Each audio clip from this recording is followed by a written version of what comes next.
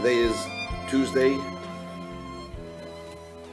Yud Ches Shvat, Tovshin Ein Gimel. We are in Teres Menachem, Sefer HaMamarim Tovshin Yud Aleph Tovshin Yud Beis, and we are in the Mamar of Shabbos Pashas Achrei Mamar Vayomer and Erev Chodesh Shiur Tovshin Yud Aleph on page Samach Ches, in the middle of the Mamar Vayomer Yehonoson Mochor Chodesh, page Samach Ches. How did you do something? You obviously haven't been listening to Shiur. So, You've wait 4 years. the Rebbe in this Maimer is picking up on a question that I believe you, Harris, touched upon when we learned the previous Maimer. This Maimer is a continuation to the previous Maimer, to the Maimer of Vehenif, of Achen Shal Pesach, in which the Rebbe was discussing Mashiach and the unique quality of Mashiach that he'll judge through the sense of smell, through scenting, rather than through viewing the evidence or hearing the evidence. And the Rebbe explained that it's not just a different method of judging, of receiving evidence, but it's a fundamentally different type of judgment. Through the sense of smell, the idea of the sense of smell is that Mashiach will be able to reach the essence of the other individual. The Mishnah says in Avos al Tadin es Chaver Chad Shetigeilim, Kaimei, don't judge your friend until you are in his place. Mashiach will have that unique capability. How is that signified in the idea of smelling? Because the nose, as he said, It's from when Hashem breathed. Correct. In other words, the nose is connected to the life force. The nose is the shav, the portal to the brain. And not the intellectual part of the brain, but rather the life force that's within the brain. And specifically, the Rebbe said, the right nostril is connected to the level of chayin, and the left nostril is connected to chayin de chayin, which means the very essence. That's why when a person faints, you give him a strong smelling salts, and the stronger the fainting, the stronger the smelling salts. B'kitzur, the point being that the idea of smelling, scenting, is connected to the etzem of the individual. And Mashiach will have the ability to get to the etzem of the other individual, the essence of the other individual. So it's a fundamentally different type of judgment. Therefore, he says also one of the functions of Mashiach is, as it says in the Zohar, Mashiach asal asavat tzadikai b'tiyufta. And I think the actual lashon in the Zohar, expression in the Zohar is slightly different, but it's based on the Zohar. Mashiach will introduce the idea of tshuva even in tzaddikim. Because as we learned concerning Rabbi Yehonoson Mochor Chodesh, before he passed on, he said, Eini yidei be'ezeh derech melichon, he said, I don't know which way I'm being led. Why? Because the fact that he behaved his entire life perfectly is no indication that his etzem, his essence, has necessarily been transformed. It is possible, to use the words of the Rebbe, that a person should, in his koiches hagluyim, in his revealed abilities, in his behavior, in his feelings, in his conscious being, he should be perfect, and yet his etzem should be, and the words that Rebbe used is be'imkei haklipus, in the depths of klippa. So therefore, Rabbi Yehonoson Mochor Chodesh humbly, obviously said, I don't know which way I'm being led. But the point is that it is possible that the essence is not necessarily in sync with a person's totally positive behavior. Therefore, a tzaddik also needs to have the idea of tshuva. And that is what Mashiach will do. So in this Maimer, the Rebbe asks a question. He says, this is all fine and well if we talk about tzaddikim who haven't transformed their essence. Like the Alter Rebbe says in Tanya, there are different levels of tzaddikim. And you can have a tzaddik she'ein gomer, right? A beinoni tzaddik she'ein gomer, who haven't transformed their essence. But if we're talking about true tzaddikim, for example, Moshe Rabbeinu, and in the previous Maimer that I've mentioned that even so far as Moshe Rabbeinu is concerned, Mashiach also affected, when Moshe Rabbeinu saw the last generation that'll be before Mashiach comes, and he saw the Mesiras Nefesh of that generation, to in their dedication to Torah mitzvahs and to Hashem, notwithstanding the concealments and the darkness, that spiritual darkness that prevails in that generation, he was humbled before them. That affected Moshe Rabbeinu with bittul. That affected Moshe Rabbeinu with this idea of tshuva. Why? Because tshuva is basically a dissatisfaction with my current state.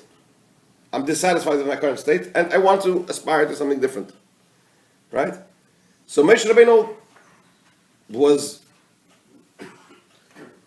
affected with that type of feeling as well. Right? So the Rebbe says, when it comes to perfect tzaddikim like Moshe Rabbeinu, they're lacking nothing. Their etzem has been transformed. So the only thing that we can say is that it seems that what will Mashiach affect tzaddikim of this nature? Tzaddikim, how will he affect them? He will affect them to feel dissatisfied with their achievements up till now, and point out to them that so far as their essence is concerned, they can go even higher. Why? Because in Ein Sof, in God's infinite light, it's Ein Sof, it's limitless. And whatever level one reaches, you can always go higher. Right? So the question is, okay, fine. But why is that such a revolutionary idea?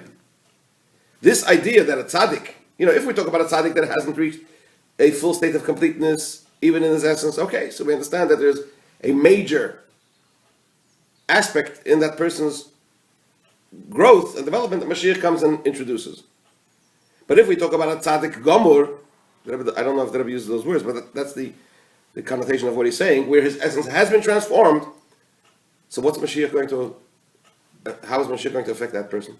If you're going to say that he's going to point out that there are still more levels that he could attain, fine. But that doesn't seem to be such a tremendously revolutionary idea to say Mashiach will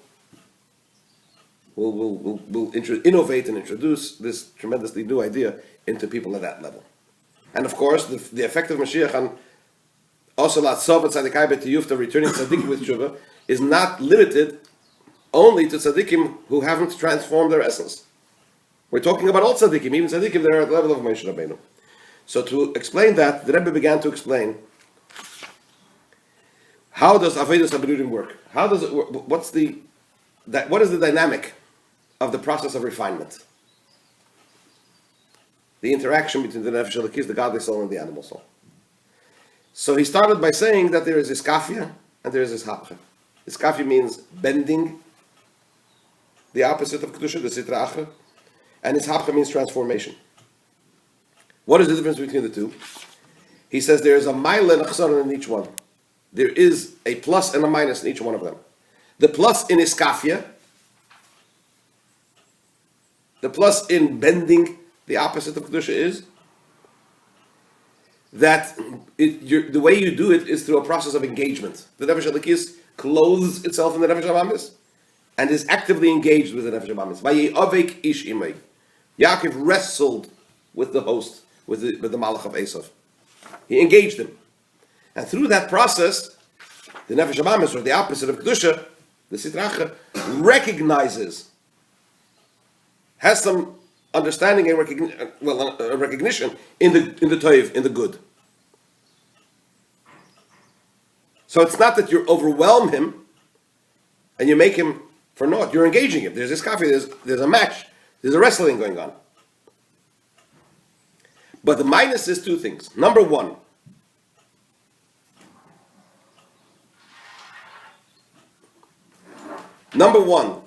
you haven't transformed the Sitra Achra. You've bent him.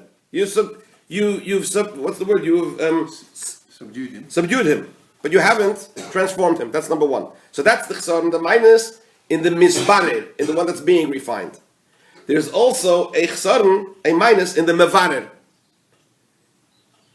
Why? Because through the process of wrestling, what happens physically when you wrestle? You also get weakened. You're spending your energy. So it affects the nefesh elokis. It weakens the nefesh elokis. Why? It introduces the nefesh elokis to something which is outside of kedusha. It's like bitter waters which you're sweetening through diluting it with sweet water. So what happens? Yes, through that process, the bitter waters become less bitter, but through that process of dilution, the sweet water also becomes less sweet. So there's a chesron, a minus in the mevarer and in the mizbarer, in the refiner and in the one being refined.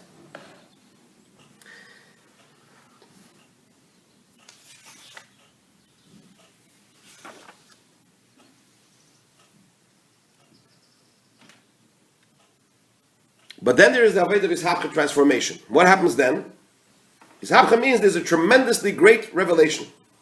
The Rebbe is going to explain that there's two levels in ishapcha. We're talking about level number one, where there's a tremendously great revelation of good, of kedusha, of light. So what happens? The Ra becomes transformed because of this tremendously overwhelming power that is greater than the klippa, than the sitra achra. What happens in that situation? In that situation,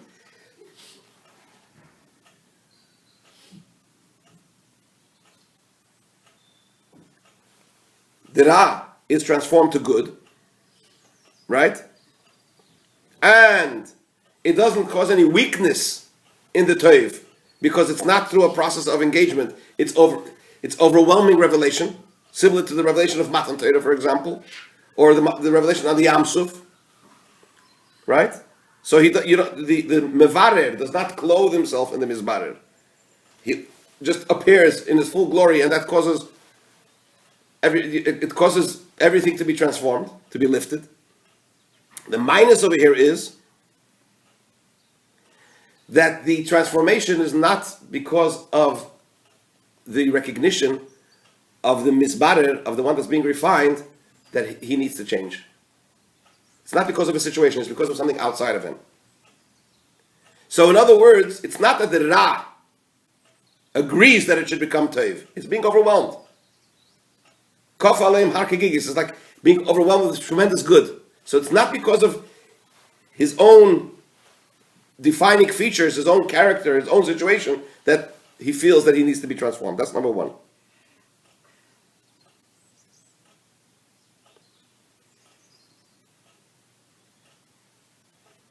Okay, that's the chsorn, that's the minus in this method. The plus is that there's no dilution in the Teiv, right?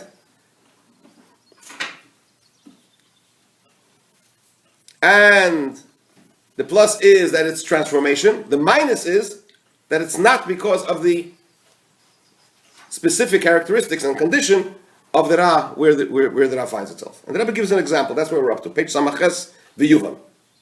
V'Yuvan al pi mashal beis mishpat. This will be understood from a parable of a beis mishpat, a courthouse. Sheyesh b'ei kateger v'saneger. At the hearing in court, there is a defender, there's a prosecutor, and there's a defender. Kateger v'saneger.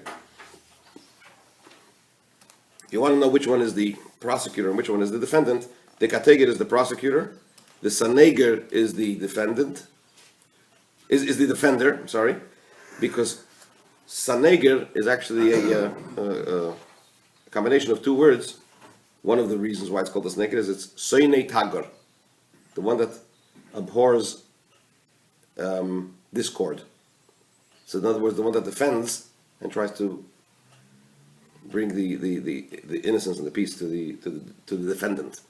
So in the courthouse you have the prosecutor and you have the defender.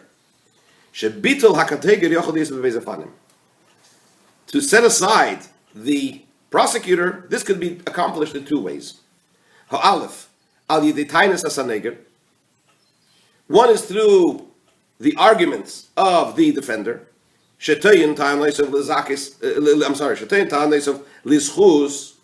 He puts forward his arguments for the defendant, for the innocence of the defendant. Ad sheta'anais of peoles.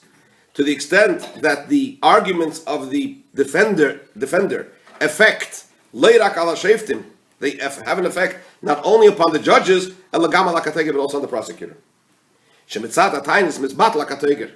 Meaning to say that as a result of the defender's arguments, the arguments of the prosecutor are set aside. In other words, he argues so powerfully, and he proves the innocence of the defendant to such an extent that the prosecutor has nothing to say. He destroys the prosecutor's arguments. In this case, it's not that the prosecutor suddenly becomes a defender as well, that he starts arguing along together with the defender for the defendant. Rather, it is because, as a result of the arguments of the defender, the arguments of the prosecutor become closed up. And he doesn't argue against the defendant. He's not able to argue against the defendant. But the prosecutor hasn't been transformed into a defender. Right? So that's one way. Move on. So another thing is understood in this scenario. In this method, the Saneger, the defender, is weakened. Why? Since at least for a short while, he is made to listen to the arguments of the prosecutor. Then he is that although he's arguing in defense of the defendant. Nevertheless, there is someone else who's arguing against the defendant. Right? So suddenly now he has to deal with those arguments. So that sort of weakens, when you have an opinion and you have a decision and you want to go down a certain path, somebody else comes and starts questioning, it weakens, it could weaken one's resolve. That's one way. However, there's a higher way how to annul the prosecutor. This is through the revelation of the light of the face of the living king. What does that mean? That's a quote from a pasuk in Mishlei. When the king walks into the courthouse, right? The oz misbatlim heina kateger veina saneger. When the king walks in, the prosecutor and the defendant both are set aside. Both are nullified. Es wird uis kateger and uis saneger. As the Rebbe says in Yiddish. There's no more prosecutor, there's no more defender. Why? Because of the king's overwhelming presence. What happens then? The gamma kateger tegen saneguria. In that sense, obviously, if one will know that the king desires for this person to be innocent, then even the prosecutor will what? Will start arguing in defense of the defendant. Omnam. However, even though that in this way the prosecutor himself also becomes a defender, that is only as a result of the revelation of the king's presence. But it's not because of the prosecutor himself. Why? It's not that he appreciates internally, consciously, the greatness of the king and the reasons for the king wanting that this defendant should be innocent. It's an automatic nullification. Because of the revelation of the king's presence. However, on his own, he still remained what? He still remained the prosecutor. It's similar to the idea that we discussed quite a few shurim back, about Oysa Shalom and Remov, Michal and Gavriel. You have two opposing forces, but when the presence of Hashem is revealed, Michal and Gavriel are not opposites. They both carry out the king's desire. Right? Al derech zeh, when the king is present in the situation, and that's what the king wants, everything falls away. But it's because of the overwhelming presence of the king. It's not as a result of what? Of that particular entity or person having been transformed from his particular vantage point. So it's ishapche, but it's a limited ishapche. Omnam, says the Rebbe, yesh even bishapche, sheyesh bebeis hamaylis. There's another method of ishapche, of transformation, that contains both qualities. What are both qualities? So again, in Iskafia, the plus is the fact that you're engaging the Ra. You're engaging the opposing force, and the opposing force has a recognition. He's involved in the process. The minus is that the engager is weakened, and the one that's being engaged is not being transformed. In the method of Ishapcha, of transformation, which comes as a result of an overwhelming revelation of godliness, of greatness, is that it's transformation. That's the plus. And the plus is also that the positive force is not being weakened because there's no reckoning with the one that's being engaged. The minus is that the transformation is not as a result of the defining features and characteristics of the one that's being engaged. There is a method of Ishapcha which has both pluses together. That on the one hand, it's total transformation, and on the other hand, it's also being done as a result of the defining features and characteristics from the vantage point of the one that's being engaged, the one that's being transformed. There's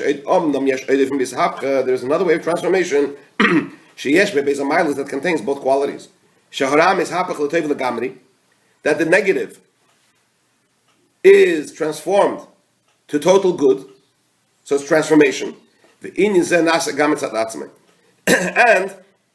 this is being accomplished from the perspective and as a result of the negatives, the Ra's own recognition. And not only as a result of a revelation that's outside of him. When is that? That takes place when the Ra itself, the negative, the bad itself, comprehends and recognizes. The word in Yiddish is hert. He recognizes. Shiur that is bad. Vitzarloi esvertim ein. He becomes fundamentally uncomfortable, and from his he's upset, very extremely stressed and upset as a result of his current situation. So that recognition, that recognition causes the person to go out from his bad situation and to be transformed to good. It's much like, I would say, like an addict who recognizes as a technisch, and he's got to change, right? So, when you talk to a child, or you try to convince someone to change their behavior, you can talk to them from today till tomorrow. Unless there's a recognition by the person himself that there's a problem. Once there is that recognition, that is the beginning of the changing of that particular habit, that particular behavior. The inyan zeh, how is this accomplished? Through the revelation of the essential concealment. This is not the idea of a revelation of light, of a great divine light, a light which is which is so powerful that it causes transformation. Like, for example, when the revelation of the face of the king, the revelation of the presence of the king. What are we saying over here in this lashon? Oir is what? Oir daike. The choice of word here is light. Shehu ziv v'ha'or bilvad. So it's not like that. It's not a revelation of oir, but rather it's the awareness and recognition of the essential concealment. This is as a result of the very essence of the king. We're going to have to elaborate on this tomorrow, Mr. Shem. The difference between we're talking about a presence, but we're talking about the presence of the essence rather than a revelation. This is the fundamental difference that we find in Chassidus, the difference between Gilui and Etzem. But to elaborate on that, we'll talk about it tomorrow. But the bottom line is that when there is transformation, from that point of view, it is transformation, number one, and it is transformation as a result of the entity itself, and therefore it has the qualities of both the Iskafia and Ishapcha that the Rebbe discussed before.